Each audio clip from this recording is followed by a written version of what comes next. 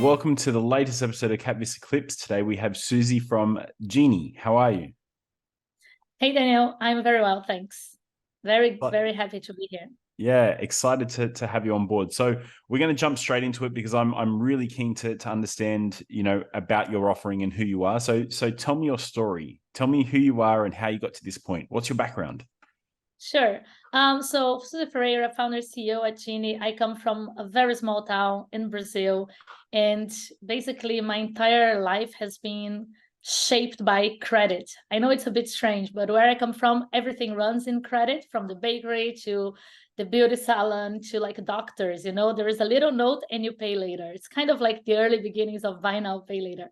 But also, I come from a background of small business entrepreneurs.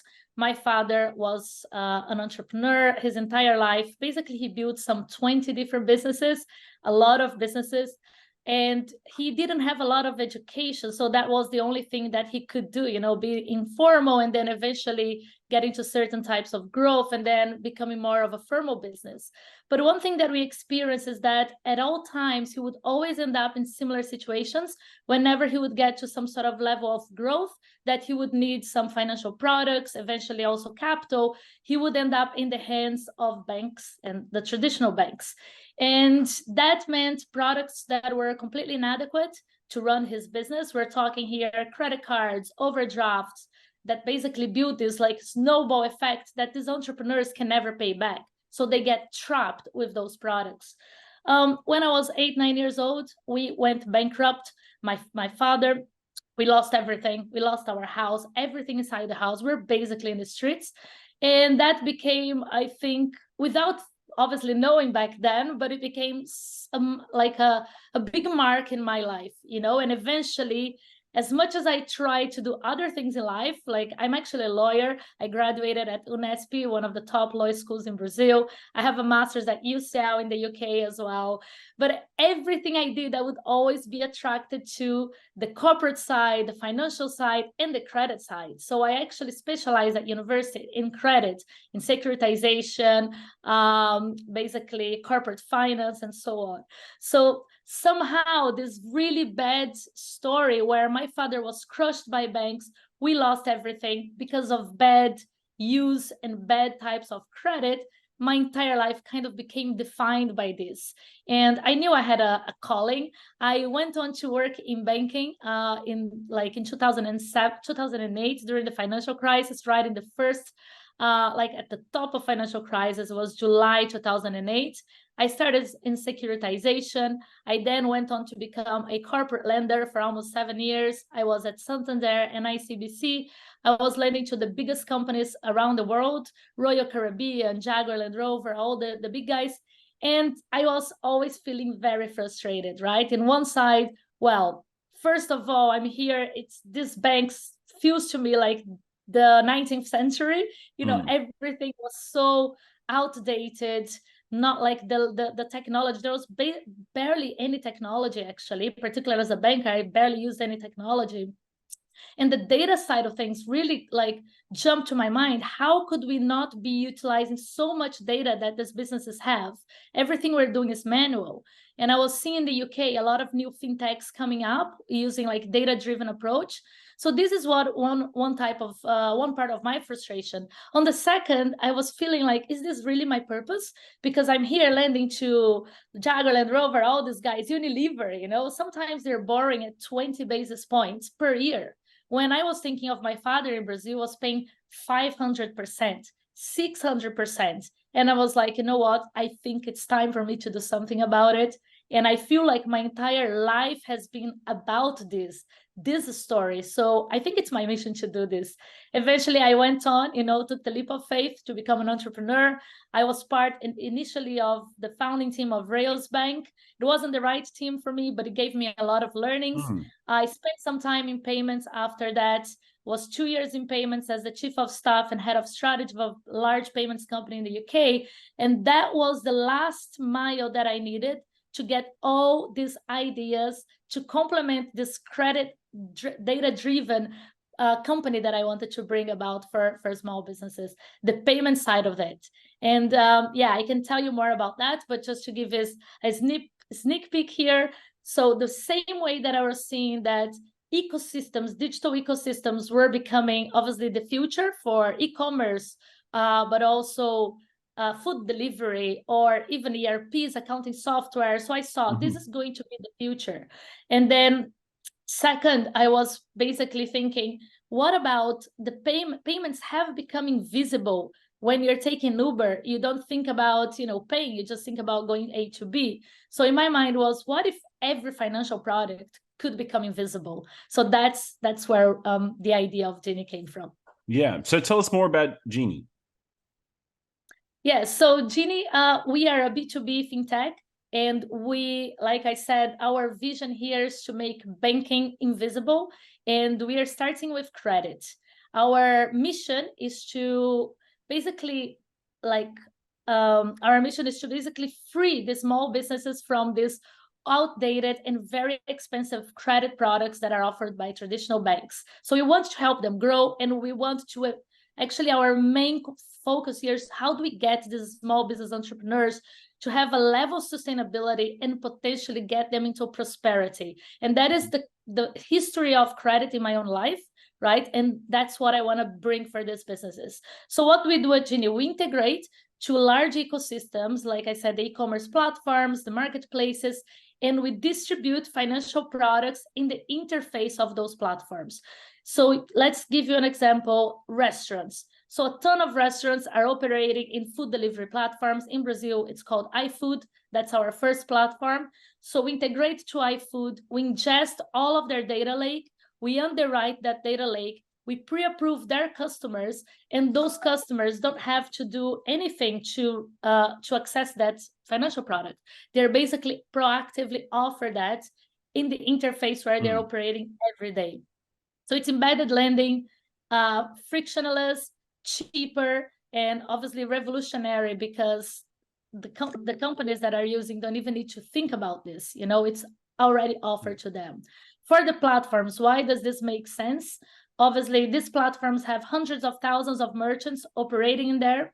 They have obviously been catering for logistics, for delivery, for their inventory, marketing, all this stuff. They became pretty much an operating systems of these small businesses. And they're thinking, how else can I monetize this client base? How else can I add more value, but also retain those customers, drive engagement? So financial products is the next big thing for them. Yeah. And we say, instead of you going and doing this on your own, through us, we can do that much faster. We abstract all complexity in a matter of days. You can start your own lending program. Yeah. Okay. Awesome. So this has been your life's work to get to this point. How did the team come together? Tell us about the team and how did they come together? Yeah, so we're two ladies. So this is a female-only founding team. And Andrea Buraccini is my co-founder. She basically built another credit business straight from university, credit technology business straight from university. It was a 10-year journey. She successfully exited the business for Accenture. So she has already an exit under her belt. And Andrea was basically a friend of a friend when I went to Brazil and I was looking for co-founders. And basically, I took my angel investors with me. The initial angel investors were Germans. One of them had already built a credit business and raised almost $500 million for that business. Another one was, he was the chief commercial officer of PayU, a payments company, and Naspers FinTech. And the other one had built a payments business and sold for a few $100 million. So these were people with a lot of experience, and they were highly interested in the Brazilian credit market. So they joined me as co-founding angels. And then I went on to Brazil. I got some introductions, and Andrea basically came from a friend of a friend who was heading up marketing for Amazon. So she said, look, my friend just sold a business to Accenture. Well, actually, she sold 4 years ago, but she's on her lockup period. Yep. And she's about to leave for a sabbatical because she wants to find something new to build. So you should definitely meet her. And it was a match made in heaven, because from a background perspective and mission driven and what like the legacy that we want to leave here, we're very aligned. And from a skill perspective, she's a chief product and technology person, which was highly complementary to my skills in business strategy and sales. That's amazing. So it's a well complemented team. You've got people who are backing you, who are excited about the space. So it's the perfect package. Tell me about what milestones you've achieved so far. Yes, and as part of this point that you just made around the people backing us, we are part of the only 4% of female-only entrepreneurs in Latin America that received institutional investment. So we've raised so far $6 million from the likes of Axion Venture Labs, US Fund, Flourish Ventures, Tribe Capital, Scale Up Endeavor, Latitude, and a few others, and a ton of high-profile angels as well, both in Europe, US, and Brazil. It's quite of like a global DNA, this company. And in terms of commercial milestones, we've served almost 10 platforms already in Brazil. We have now 4 platforms, and 2 of them are the biggest food delivery platforms in Brazil. Actually, and the third that we're just signing now is also food delivery. So we have pretty much the whole food delivery market in Brazil covered. We have their data lakes, and we are obviously having a ton of traction with underwriting their SMBs and disbursing credit for those SMBs. We've also worked with some e-commerce platforms, and now we're also signing Brazil's biggest beauty group with a 20 billion reais turnover. That's 5 billion reais. So it's a major milestone for us on the commercial side. We have already disbursed 65 million reais in terms of loans. On 23,000 microloans have been disbursed. So a ton of traction, a ton of learning curves. And on the funding side, so we work slightly different from what we see mostly in the market, where companies are raising their own refinancing facilities. We actually integrate banks as well. So the same way that we integrate the platforms at the top level, origination level, on the funding level, we're integrating asset managers, and now actually have the first bank to be integrated as well. So Dinie is this layer connecting demand and supply of capital, right? That's our model and our funding model. We just raised a $10 million funding, completely asset light. Dinie doesn't have to put Dinie doesn't take any risk and doesn't have to put any equity on that. So this is a huge, huge milestone for the market and for Dinie. That's amazing. That's amazing. So you've got some really strong milestones. You've got a world-class team. Everything is lining up. So what are you working towards? What does the next 18 to 24 months look like? What do you want to achieve? Yeah. So for us, it like obviously up to last year, beginning of 2022, right? The whole market was around like growth. We were growing on like 30% month a month, getting like 500 new clients per month. It was insane. It was really good as well to prove a lot of things like product market fit, penetration of platforms, NPS with customers, and so on. But then the market completely turned, right? And we went from obviously you need to grow at all costs to actually now it's all about profitability. So you can imagine for a company like at our stage, that was a massive move to like, how do we become profitable? So 2024, it's all about reaching break-even for us. That's the focus. And obviously materializing those huge commercial opportunities, because now also the market is consolidating. A lot of companies have actually disappeared. So that gives us this very interesting place to be, right? We are raising a small round now, so we're not raising like a huge Series A, but like that has the fact that we are now focusing on, we reduced our team and we're focusing a lot on how do we become profitable, means that we're becoming very resilient organization. And as soon as the market comes back, both on the credit side and the equity side, and all the competitors are gone, the opportunity for us is really huge to really consolidate our position, right?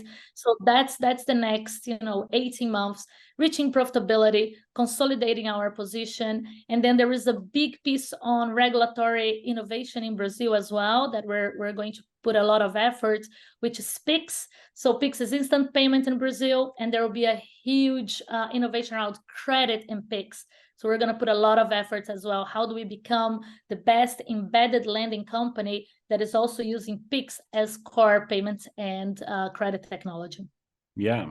So you're positioning yourself quite perfectly to become this silent monster behind the scenes that, like you said, you've cornered the food delivery space. You're moving into e-commerce, and there's other companies that you're working with.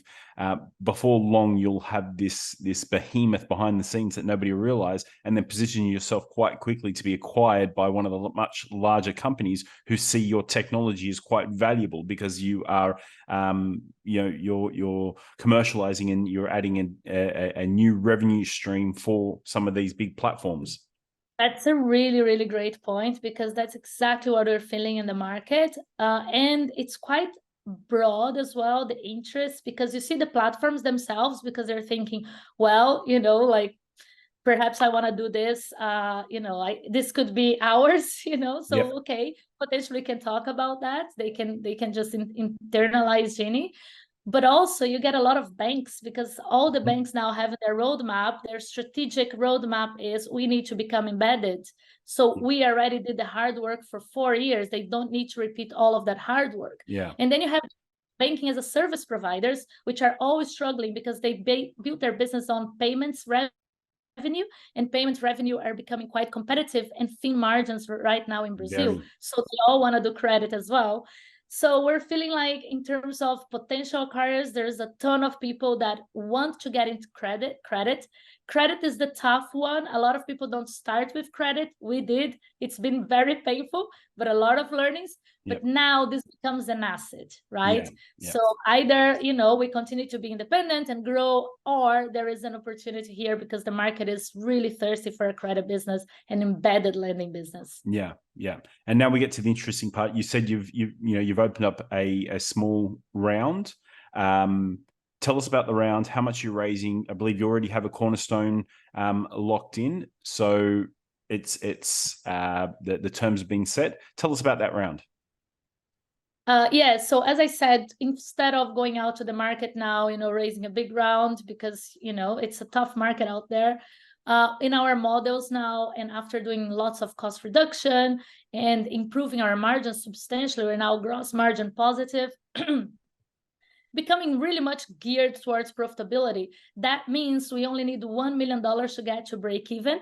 And that is mostly an internal round, because we have already 60% committed. So there is another 40% out there. I'm right now talking to a few funds that I know. And so we're basically looking for another 400,000. If there is more interest and it's looking like that, we'll probably increase it a little bit, right? And it's a convertible loan, very simple, fast, US jurisdiction, convertible loan, and very favorable valuation given the time of the market. So excited to bring some new minds and some new hands here to support us. Yeah, perfect. Okay, that's very exciting. So by the way, we have both Flourish Ventures and Axion Venture Labs. They're leading this round. Oh, nice. Okay, that's exciting. So what you've built is a business that is invisible behind the scenes, but providing a new revenue stream to a lot of platforms. You're plugging the gap between the consumer and the providers. You've done the hard yards for the last 4 years, and now you're at the point where you've taken the market and you're ready to grow. You've got a world-class team who have had successful exits, who have been there, done that. You're backed by some of the best and brightest from across the globe. So anybody who's watching this, who is interested in finding out more, reach out to me, as soon as possible, I can connect you with Suzy and the team at Dinie, because I think this one is something different. And you're playing in a space that, by all reports, I mean, just the LATAM market, everybody has identified that as the next big market. It's technology driven. There's a lot of money being poured into it. This is you're in the right space for the next 5 to 10 years. Absolutely, and dedicating my entire 100 and everything percent into this. It's my passion.